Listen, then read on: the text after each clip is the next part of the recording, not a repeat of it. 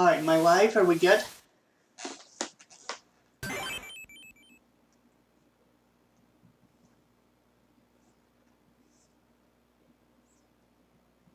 Alright, I think we're good to go. Alright, time will start as soon as I gain control of my character here.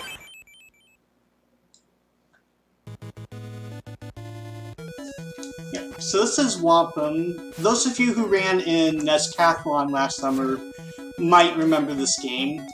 And that's honestly the first place I heard of this game. I'm playing the Japanese version of this game, obviously, called Sayuki World, which is based on Journey to the West.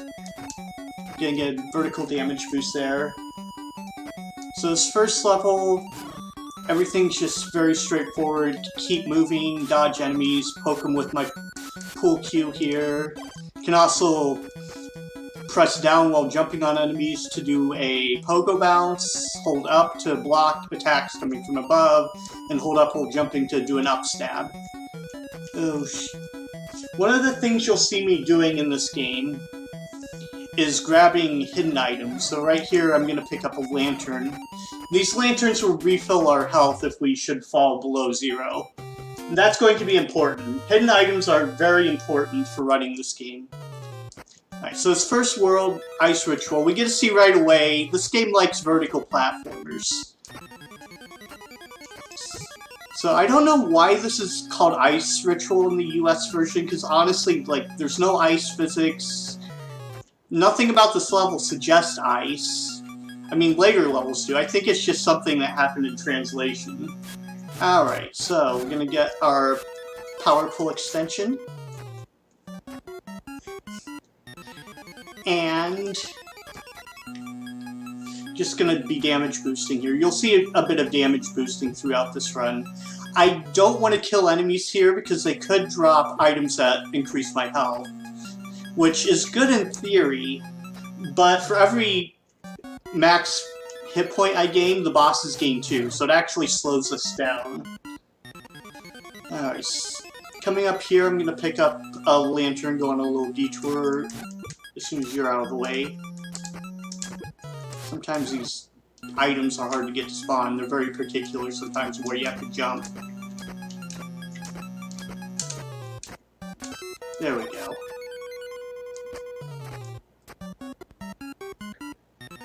There we go. Grab my full health refill and we get our first spot. Our first boss. Here I'm going to be doing a stun lock on this boss. Just get into a nice rhythm here. Don't want to get hit by the boss while it's red. A couple of the bosses in this game have a mechanic that they'll steal one of your health lanterns and refill health if they touch you when red. So we made work of the Ice Ritual, and as you'll see we got a Flying Nimbus as our reward, so seeing the Journey to the West, or if you know Dragon Ball, obviously that's based on Journey to the West. Our character is obviously Goku. Alright, here I'm going to try getting the enemies to drop a damage increase item. It's a kind of low chance to drop, but it will speed the boss coming up here later if I can get it.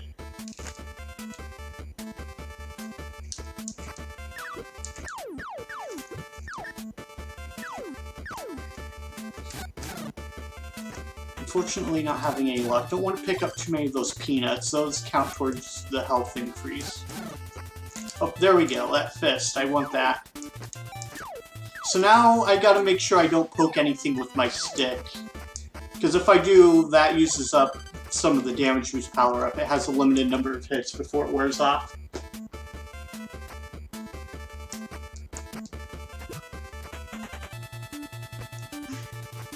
Alrighty.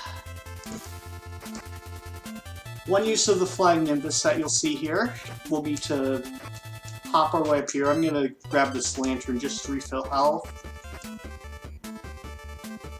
And then I'll go hip, hop, hip, hop, hip, hop, hip, hop, hop, and up.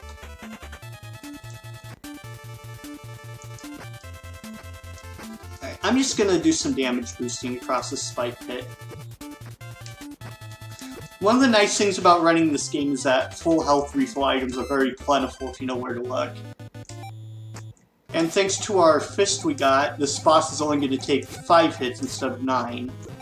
This guy I call really bouncy punchy man, I guess. I don't know. I think they have official names. Alright, one more hit and down.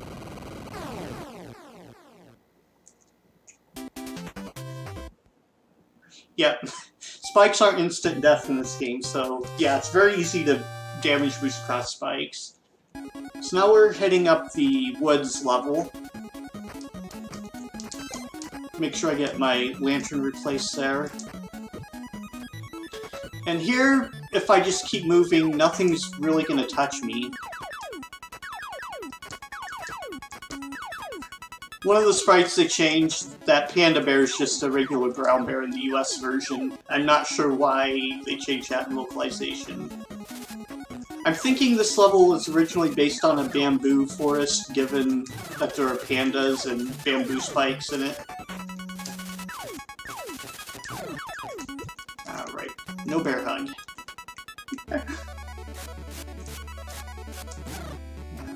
See if I can get a damage boost item again here. Not having good luck. It's completely RNG.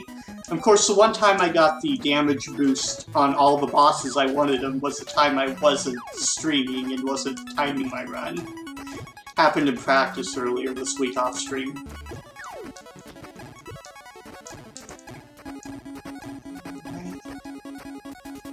Yep, no pandas in America.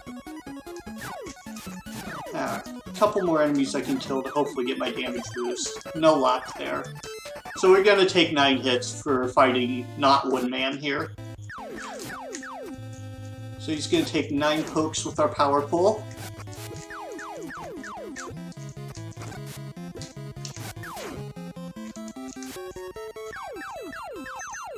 Here you see me using the holding up to shield from attacks from above mechanic. Alright, Woodman down.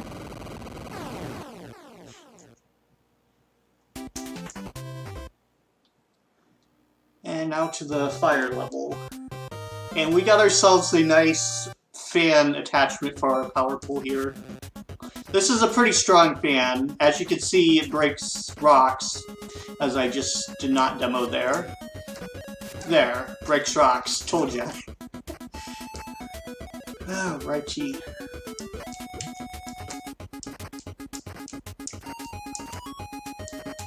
Make some jumps from here, make sure I get a lantern to refill health there. And of course, this wouldn't be this game without vertical platforming. Like, I like how in this game, like, the items you pick up are really more for utility use than for offensive use in a lot of cases. Like, this, throwing spear you're seeing me use, I'll only use it, like, to fight one enemy in the game. Otherwise, it's just used to make quick work of vertical areas, like this.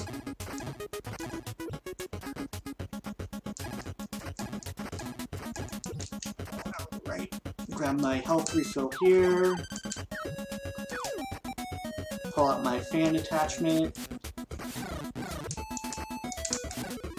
And honestly, here, this screen you can easily just damage boost. There's pretty much for every boss, there's a full health refill right before the boss. As you see, I got there and missed my jump. And it's the fart cloud, which we get to fight with our fan and make quick work of. Bye, fart cloud. Alright, now that the fart cloud's done, going to the woods, or the forest. I can't remember which one's called woods, which one's called forest in the US version. Might poke a few of these elephant flies to see if I can get the fist for the boss.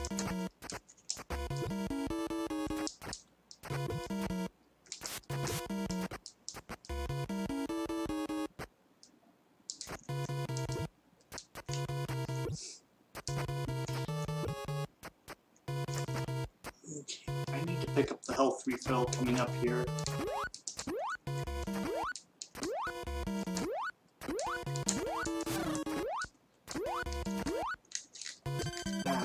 course I touched the purple poison juice. I was not jumping in the right spot. Avoid the roly-poly guy. And then I can replace my lantern here. I'm gonna miss my first cycle on these platforms though doing it. Is it that one? No, I think it's this one that it... Yes, that one. Unfortunately, that also means I have to wait a cycle for these. I can't just gung-ho it. Alrighty. Pull out our flamethrower we got in the last level. Burn these mushrooms. And our next boss is Kakuna, I guess. Weak to fire, like all bug types. So I'm going to be doing a specific pattern here to try to skip the second phase of this boss. Right there I deal the last blow to it as it evolves into its second form, and that skips it regaining health. Of course, this boss is also one that can go red on you and steal lanterns. Alright, we're now on to the water level. And here I like to use my favorite item in the game, the spider webs that we just got. Not really used all that much though. But it's nice, we can pick up enemies, toss them at other things.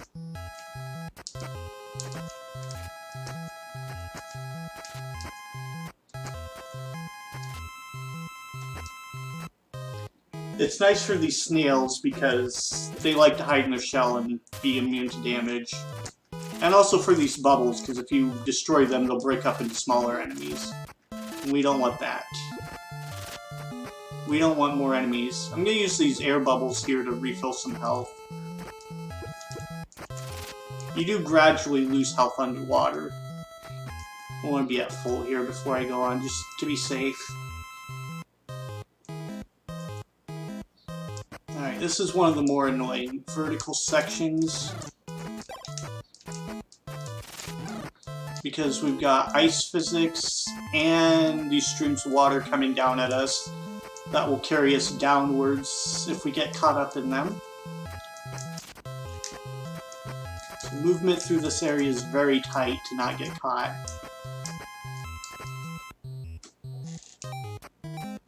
Burst through there with our flamethrower. Alright, now one thing you're going to see me doing on this boss here coming up is as I transition screens, I'm holding B to buffer the input. That didn't quite take. But anyways, you can hold B there to buffer an input and get a free hit on the boss as he's coming down.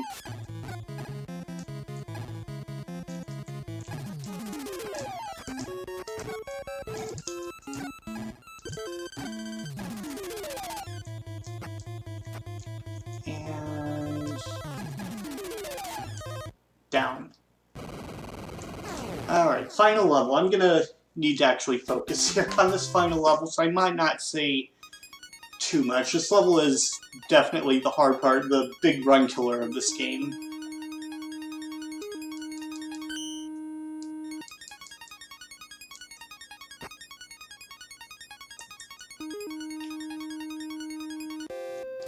Got bouncy clouds. I'm just gonna damage boost through here, make sure my spears are ready for climbing some walls coming up here. And pick up my big heart there. Climb up here. 1, 2, 3, 4, 5. 1, 2, 3. 1, 2, 3, 4, 5.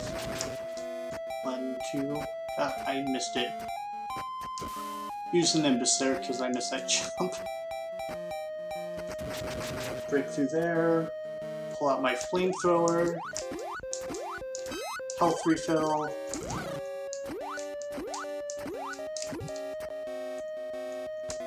Hop across here. Pull out spear. Pogo this guy. Despawn this guy. Burn. Spear. And health.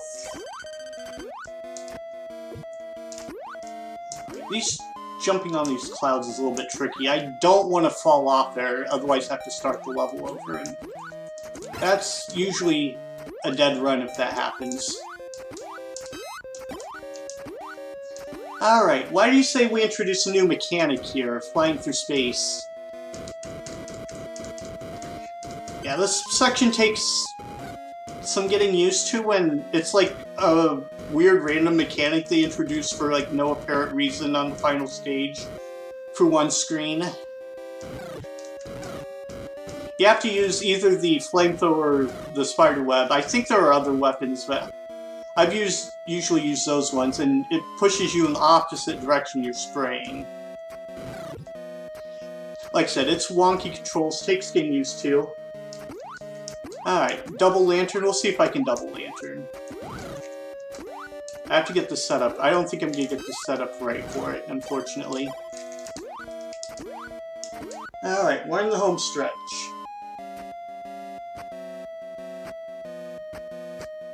Just gotta make sure I pick up one last lantern at this crack. And final boss. Time will be on the last hit of the final boss. So here I'm going to use my ultimate weapon, the dragon that I just got. 1, 2, 3. Each time we fire a dragon, it costs us 1 heart. So that's why we want all these lanterns and health for the final boss. I'm on the wrong thing. There we go.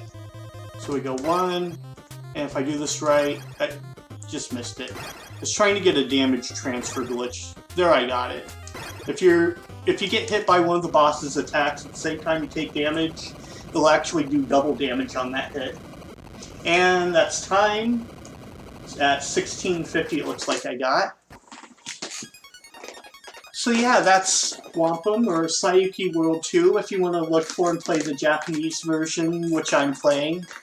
It's definitely a very fun game. I consider this to be very much a hidden gem on the NES. Like, not a lot of people know about it. I, of course, didn't know about this until it was introduced to me in this Pathlon last summer. But yeah, it's definitely a good time. It's pretty easy to pick up and learn. Like, a lot of learning this run is knowing where to pick up health refill items. And of course that last stage. You gotta practice that last stage a lot for sure, because it can be just rough.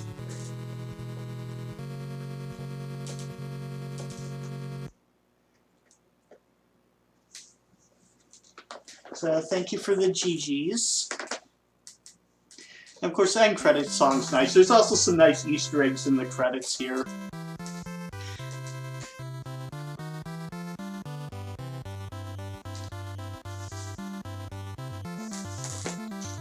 So you see, one of the designers of the game was Nowhere Man.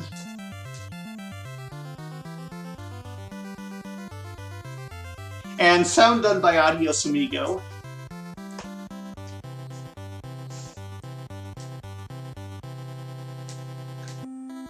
Of course, have to have that bug chaser in there. And Magical Kura 1 to direct. So yeah, Whomp Em, definitely a very good game. I highly recommend checking this out if you've never played this game. So I thank you for joining in for this run, and I want to wish good luck to the rest of the runners coming up. This has definitely been an awesome marathon. I want to thank the folks at RGL TV for putting this on. So this is Claire, over and out.